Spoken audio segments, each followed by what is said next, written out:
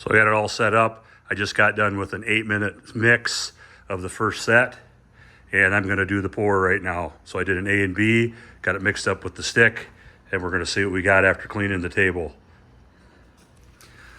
I just poured on my second batch on top of it. It's dripping off. I'm going through and I'm coating through with it. Then I'm gonna hit it with the torch. So I'm getting down to my 1/4 inch. I got my 1/4 inch spatula. So we mixed for 8 minutes each lightly and got rid of the clouds when we did it. And now I've just got to go around the edges and stuff like that and make sure I'm getting a nice even waterfall over the edges for myself. I'm done with my pour and my leveling. I've been doing it for about 15-20 minutes. I've taken it down to a 1/4 inch with my 1/4 inch spatula, and definitely walking around the table, I've gotten something on my shoes, so I've taken my shoes off and took my socks off, as I got some on there too now.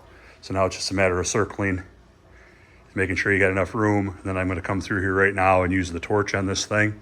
So I'm down to a 1/4 inch. It is 4 o'clock. It's about 78 degrees in the house, so it should be prime weather for this. The bottles were set, and so I did a temp on them before I did them, and they were at 75 degrees. So they're in good shape when I put them and mixed them. So now I'm just going to come in here and torch this real quick. And I've got tape underneath on the bottoms all the way along the bottom. And there's definitely a lot of overrun on here, and it's still draining off of this thing. So it is level, but there's a lot of drainage. Can't tell it, but this whole area here where it's kind of dark and there's the shimmy there, that whole area is epoxy all the way around, and my foot sticks because it came through my sock a little bit. Okay, and it is A and B. It's magic resin, and this is the tabletop epoxy that we did. And I used 3.5 gallons so that I'd have extra. That's 4 gallons right there. I used 3.5 gallons of it so that I could overload the sides, because I accommodated the sides. And so hopefully the sides will help to seal what I got. Again, I'm gonna let it go here a little bit, and now I'm just gonna hit it with the torch. You can't see any bubbles much, but there are some bubbles in there. So far so good. We'll see what we get here. Okay, we just hit her with the torch. It's hard for you to tell from the pictures here, but it's got a nice, there you got some there. It's got a nice glass looking appearance. So I can see them again. I got some more bubbles there.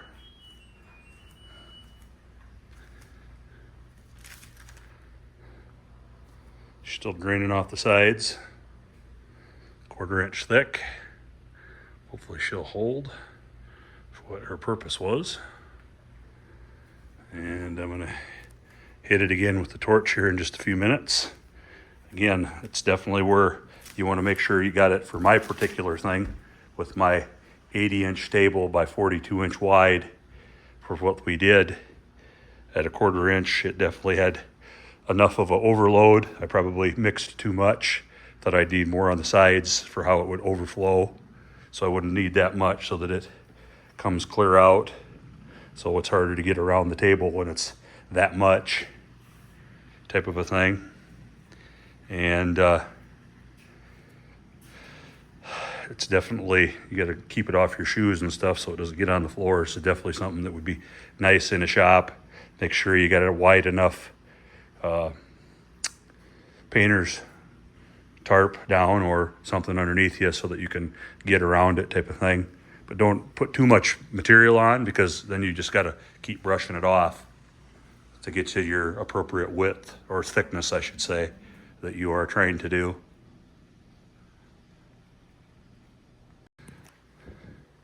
When I mixed, I actually mixed 2 gallons at a time, 2 gallons to start with, and then 1.5 gallons the second round, just because of the size of the pail. So I put 2 gallons in a 3.5 gallon home improvement store pail, and then took a paint stick and I actually stirred for 8 minutes.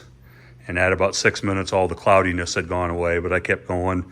The instructions were different in what was included with the material when I got it from the manufacturer than what it actually said on their website. In one area, it says that you should go from 5 to 8 minutes. This said you only needed to do for 5 minutes. Another area said that the instructions that came with the material in the package said this wouldn't set for 30 minutes, so you had 30 minutes time to do everything you had to do. In the manual on the online website, it said 20 minutes, so there's some discrepancy there. So I kind of cut the difference. So like I say, when you stir, you want to stir until all the cloudiness goes away in the material. Don't stir too fast. You create a lot of air bubbles.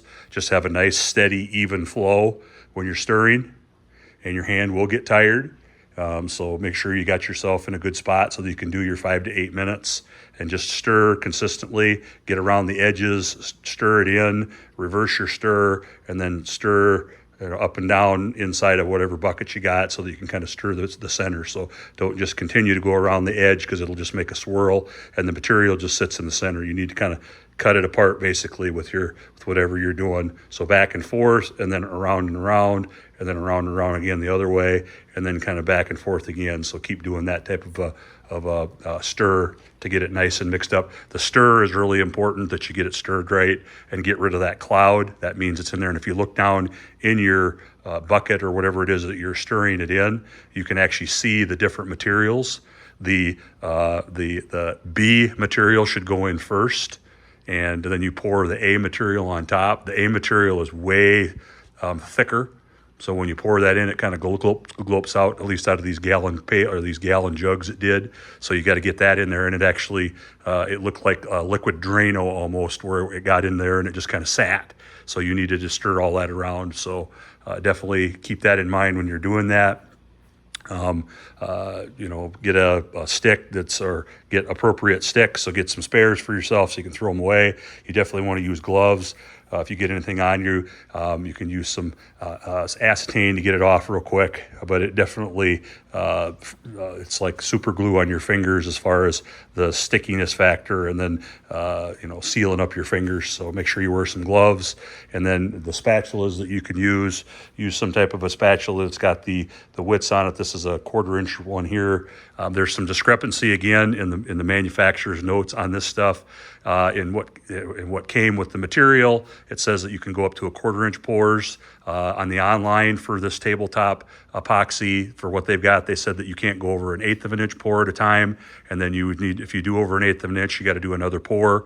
So I went with the 1/4 inch pour, so I hope that's the correct information, because that's what I've got on here is a 1/4 inch pour. Well, it's shining up real nice. So I'm going to hit it again here with the torch, make sure I got any of the bubbles out again. So right now it's about 25 minutes after the initial pour, and then I'm going to kind of let her sit. This is a slate table. So, and actually the reason that we're putting the epoxy on there is because some of the tiles had started to give way from the glue that they had, because the table was about 8 years old and we really like it. So we wanted to actually seal have something on there that would help to seal out the moisture and then actually hold the existing tiles down that may or may not have been loose. Say it's a 80 by 42 table. We did not seal coat it first. So a lot of the stuff talked about seal coating because you had the air pockets from the wood that would breathe through. Slate is a rock material. This is really thin slate, but it could still breathe. So there still could be some airflow through it that could come back and bite me for the fact that we didn't seal it first. But we were less concerned about there being air bubbles and the nature of what it looked like right now. If there's an air bubble in there that happens to come about itself in the next couple of hours that I can't get out, I'm less worried about that. Again, we were just trying to seal. Let's try to salvage the tiles for what it was and seal it down and give it a hard coat so that the stuff would survive. And I just gave it another hit with the torch, and it looks good. It's got a nice sheen to it.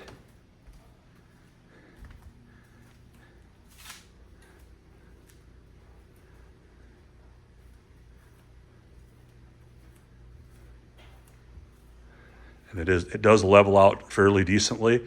You still need to, when you're pouring in this size of a pour, I can see in a smaller pour it would self-level really well. And I shouldn't say self-level, it would disperse itself out over an area. For something this large, you definitely need to, and they talk about it in the instructions, that if you have like a countertop or something like that, you want to start at one end and pour to the other. That is absolutely what you want to do with this thing too. I started in the middle and poured out. It actually went out some more in the centers for what it is. And then I actually had to come in with my second batch because I did 2 gallons to start with to mix in the 3.5 gallon buckets so that I could get a good stir. And then I did another 1.5 gallons. And once I got that done right afterwards, because I did 8-minute stir, poured it, started the next 8-minute stir so I could pour the next batch. And then I kind of rimmed around the outside edges. And then when I got that out, I let it waterfall over my edges because I wanted it on my edges.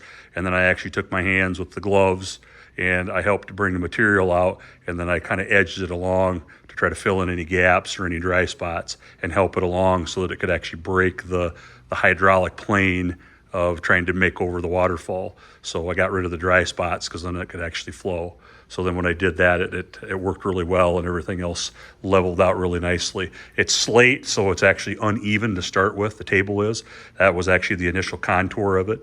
So this is actually gonna help probably square it up some, because there was a lot of little jags or stuff like that in there, which was a feature of the table. It's one of the reasons we liked it. But in turn, it creates water spots throughout time that they can sit in and stuff like that. So hopefully this will take care of what we're trying to do with it. So it has now been about 30 minutes past the initial pour and or the initial mix and pour type of thing. So I'm going to let it sit for about an hour now and kind of watch it and see if it needs another shot ever of the bubbles.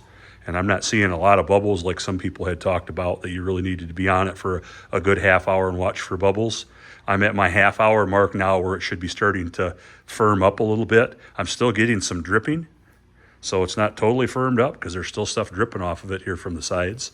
And then I've got to figure out with me, and I've seen other videos from other epoxies where they had put the tape underneath so that way you didn't have to, as it started to dry, if you let it dry all the way on something like this where it's dripping over, then you've got to come in and absolutely sand it off if you let it fully dry. So some people were actually taking a putty knife and running it along the edge. I'd seen a number of people that had actually done like painter's tape underneath, and then they can just pull the painter's tape off, and then it just leaves a relatively clean edge, and you might have to come over and lightly sand a couple of the little marker spots or little jags that may create itself. But overall, you'll get rid of all that sharpness, because once it dries hard, and it's going to be you could be sharp with the little edges coming down and create a lot of work for you to do with the sander.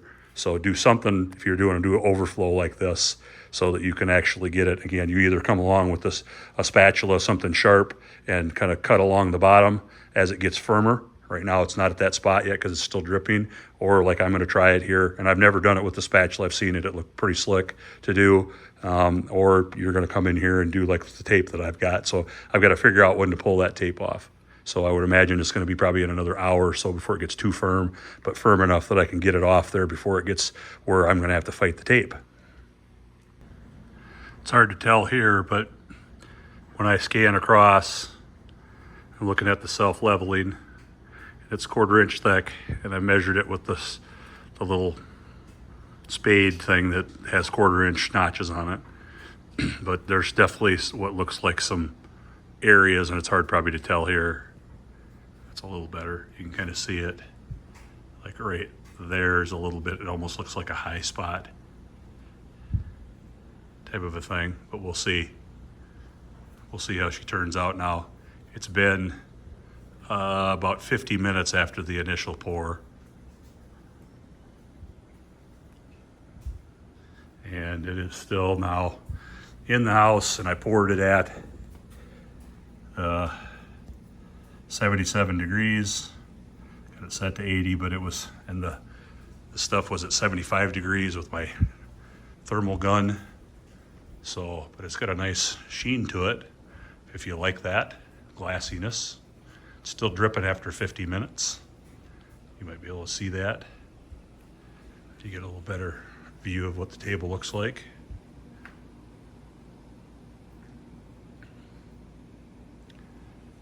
come back, I'll probably look at it in about an hour here and see if it's where if it's stopped dripping and I can peel the tape. I don't know how long I want to leave the tape on where it actually stays, so I got to figure out where it's just too tacky, but not too tacky that the tape ends up getting stuck in the epoxy.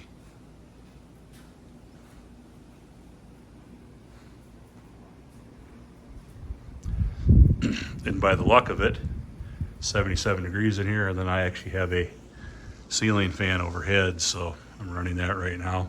There is a little bit of odor inside of the side of where I've got everything opened up. So this is all opened up here air-wise, and it's a windier day, but it doesn't where the fumes are noxious, but it's enough. I wouldn't want to be in it for multiple hours without a little bit of air, for sure.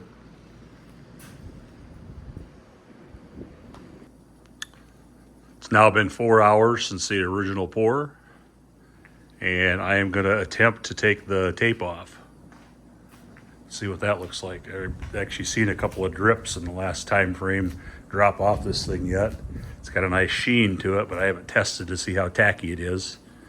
So I'm going to take the tape off and see what I get 4 hours later.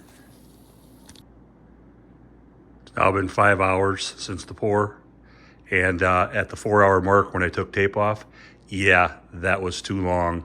It should have come off at about hour 2, 2.5, depending on how tacky it was. So I spent about 30 minutes getting the tape off, which was still valuable because you could see all the little crystallites that hanging down that would have been terrible to try to sand off. So it was still worth it. But you definitely would want to take the tape off when it's not quite so hardened. So far, it seems pretty good. It's drying relatively fast. I'm in an 80-degree environment yet. I've got a fan running on it. So it's still tacky yet at 5 hours, and we'll see what it looks like tomorrow. It's been 16 hours since the original pour, and it came out pretty nice. I do have some bubbles that showed up over time. So it's definitely something that when I was at the 1.5 to 2 hour mark, there weren't any bubbles. I had gone through and torched it, but I had some bubbles appear, and a lot of that probably has to do with the fact that I didn't put a seal coat down. So I did not seal coat this initially to help take some of that out of there, but for my purposes, I'm okay with that. For somebody else and what they're doing with this on a bar table or something like that, they probably absolutely want to make sure they put a sealer down and get that on there first to avoid that.